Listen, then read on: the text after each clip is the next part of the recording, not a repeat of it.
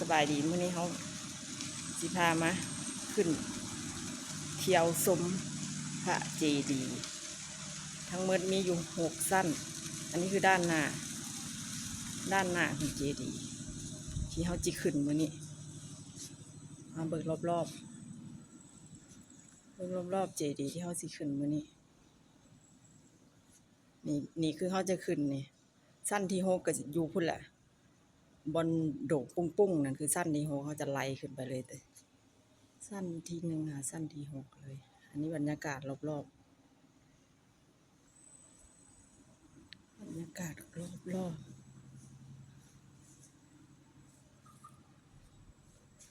ขึ้นกันเลยเนาะนี่คือด้านหน้าของเจดีย์ด้านหน้าของเจดีย์6 สั้นประมาณนี้เฮาสิย่างเข้าไปเบิ่งสั้นที่1กันเลยเนาะนี่เฮาเห็นประตูทางเข้านี่อันนี้คือบันไดขึ้นไปสั้นที่2แต่ว่าเฮาจะไปเข้าไปเที่ยวชมอันนั้นความสวยงามของสั้นที่1ก่อนสั้นที่1นี่ก็ประมาณนี้เนาะกว้างขวางเพราะว่าเพิ่นจะใหญ่สั้นที่1จะใหญ่สั้นที่2ก็น้อยไปค่อยน้อยขึ้นไปเนาะเพราะว่าทั้งหมดมีอยู่6สั้นที่1ก็กว้างขวางดีกว้างแนมสวยงาม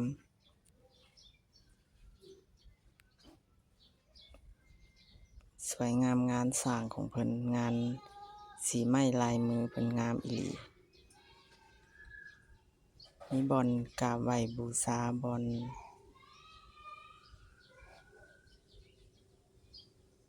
อย่างเพิ่นก็สิมีอันนั้นบรรดาลูกของครูบาอาจารย์ที่เพิ่นสักการะกราบไหว้บูชาเนาะนี่คือภาพบรรยากาศสั้นที่1ของเจดี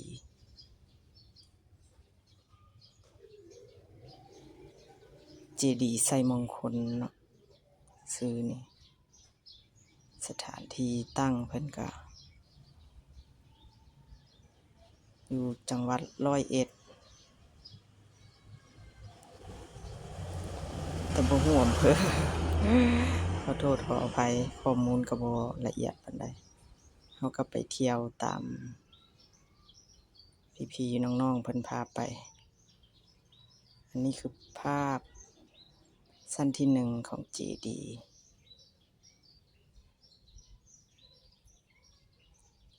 กว้างเนาะกว้างใหญ่สั้นที่1นี่คือกว้างใหญ่หลายเฮาก็บ่ได้อันนั้นคลิปเนาะเพราะว่าเฮาอยากให้เห็นทุกขั้นตอนเลยสั้นที่1ฮอดสั้นที่6ก็คือยอดสุดพุ่นล่ะอันนี้ก็คือสั้นที่1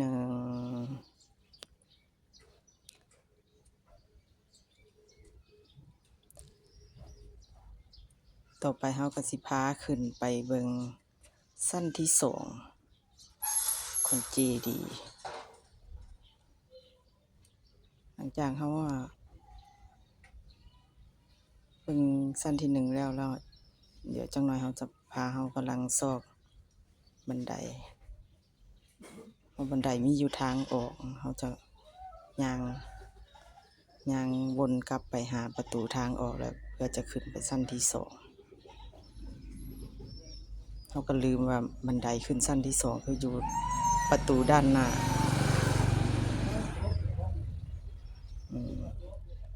เราจะพาขึ้นไปสั้นที่2เลยอันนี้คือภาพบรรยากาศของสั้นที่2ของยอดเจดีย์ไซมงคล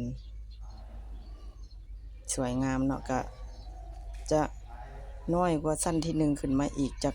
น้อยหนึ่งเนาะจะค่อยน้อยขึ้นไปแต่ละสั้น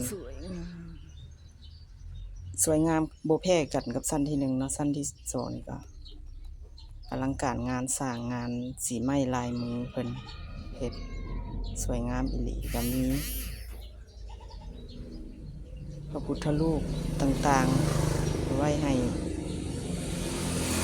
กราบไหว้มีหีบปัจจัยสัญญทานที่ว่า ประชาชนพี่น้องป้องปายมาเที่ยวผสมกับบริจาคกันแล้วแต่ศรัทธาเนาะ5 บาท 10 บาทก็ว่าไปน้ำใจใส่ศรัทธาทานหน่อยก็ได้หลายทานเรื่อยๆไปอันนี้เขาจะพาขึ้นไปสั้นที่3อันนี้ก็คือบันไดขึ้นสั้นที่3นี่เนาะบันไดขึ้นสั้นที่3ขึ้นมาสั้นที่3แล้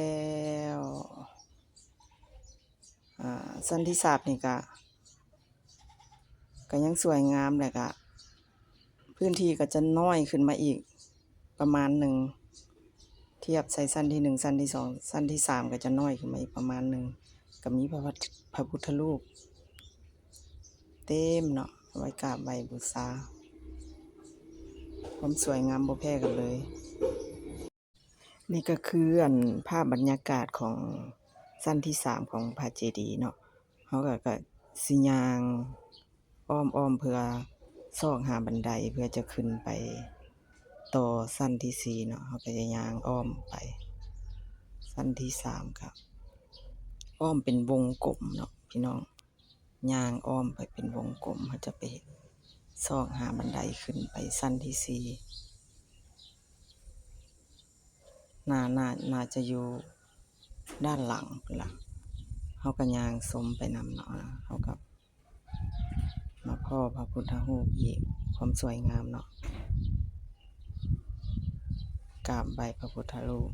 ขอให้มีสุขภาพแข็งแรงซื้อได้ขายมานเจริญในหน้าที่การงานเฮ็ดหยังทำหยังก็ขอให้ขึ้นให้เกินพี่น้องป้องปายที่แวะเวียนเข้ามาก็ขอให้มีสุขภาพแข็งแรงเด้อเฮ็ดหยังทำหยังก็เจริญเข้ามาแล้วก็ขอ1 เลิฟ1 ไลค์1 กำลังใจให้ซ่องสมใจชาแนลเด้อพี่น้องเขาก็จะเจอแล้วบาทนี้บันไดที่เพื่อจะซอกขึ้นไปสั้นที่4อันนี้คือทางขึ้นบันไดขึ้นไปหาสั้นที่4มาฮอดแล้วนี่คือสั้นที่4พื้นที่ก็จะน้อยลงไปอีกสั้นที่4ก็จะบ่มีพระพุทธรูปหลายปานใดเนาะแต่ว่าเพิ่นจะเฮ็ดเป็นตะนางกั้นไว้เพื่อให้เฮาส่องลงไปเห็นมุมข้างล่างของเจดีย์เราจะเห็นประมาณนี้บ่ได้มีอีหยังหลายเนาะเพราะว่าเนื้อที่เพิ่นจะน้อยเข้ามาอีกประมาณแบบใหญ่แล้วก็ค่อยน้อยขึ้นไปซอกไปอันนี้เฮาก็จะหาบันไดเห็นแล้วบันไดลิฟต์ก็มีแต่เฮาบ่เข้าลิฟต์เนาะเฮาจะขึ้นบันไดเฮาแนมเห็นแล้วเนาะบันไดที่เฮาจะขึ้นไปหาสั้นที่5เฮาเบิ่งรอบๆนี่สั้นที่5เฮาก็มาขึ้นบันไดไปหาสั้นที่5กันเลยสั้นที่5คนขึ้นมีเสียงแบบเมื่อยแหละพี่น้องขึ้นหาสั้นที่5รู้สึกว่าเมื่อยได้ขึ้นสั้นที่5แต่ว่าก็ได้มาแล้วนะบ่อยากให้เสียเที่ยวก็เลยเก็บภาพมาไว้เบิ่งให้พี่ให้น้องได้เบิ่งได้ชมผู้ที่บ่ได้เคยไปเคยมาก็มาเบิ่งได้เลยอันนี้ก็คือขึ้นมาหาสั้นที่5พี่น้องก็คือเป็นวงนั่นเป็นบันไดเกี้ยวเป็นวงมนขึ้นไปนั่นคือบันไดเพื่อจะขึ้นไปหาสั้นที่6ไปมันจะเป็นวงอ้อมขึ้นไปจากใหญ่ค่อยๆน้อยขึ้นไปตอนนั้นเขาสิพาย่างขึ้นบันไดไปเขาอยู่สั้นที่5สั้นที่6มีบางคนก็บ่กล้าขึ้นพี่น้องเลยแต่ว่าเขาได้มาแล้วเขาก็ต้องสู้เขาก็เกี่ยมขึ้นไปเลยสั้นที่ยอดสูงสุดของเจดีย์ไปกันเลยพี่น้องทางขึ้นคือไปยอดเจดีย์ต้นขึ้นไปสั้นสุดท้ายสั้นที่6คือบันไดขึ้นประตูเพิ่นก็อันนั้นบันไดขึ้นเพิ่นก็เป็นบันไดเพิ่นก็จะค่อยน้อยขึ้นไปเป็นเมื่อย น้อยขึ้นน้อยขึ้นไปประมาณคล้ายๆคือก้นหอยพี่น้องเขาก็รู้สึกว่าเมื่อยแล้วแหละเขาก็เลยเมื่อยกันใจสู้ได้มาแล้วว่าสัตว์เอาใจช่วยเอาใจช่วยแน่พี่น้องสิขึ้นฮอดอยู่บ่เด้เนาะสั้นที่6ของเจดีบันไดย่านกับบัดนั้นเด้ขาก็จากสีสั้นๆจังหน่อยแต่ว่าเพิ่นจะมีราวให้เฮาจับอยู่นะเพิ่นจะมีรา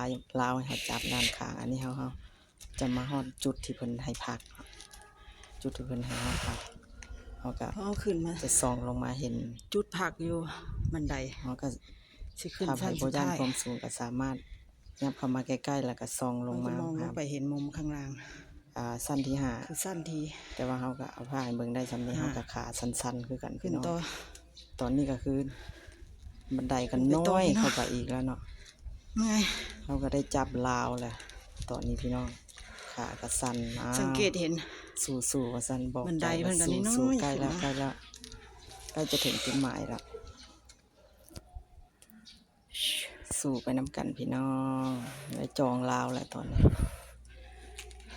ขากระสันบ่เศร้า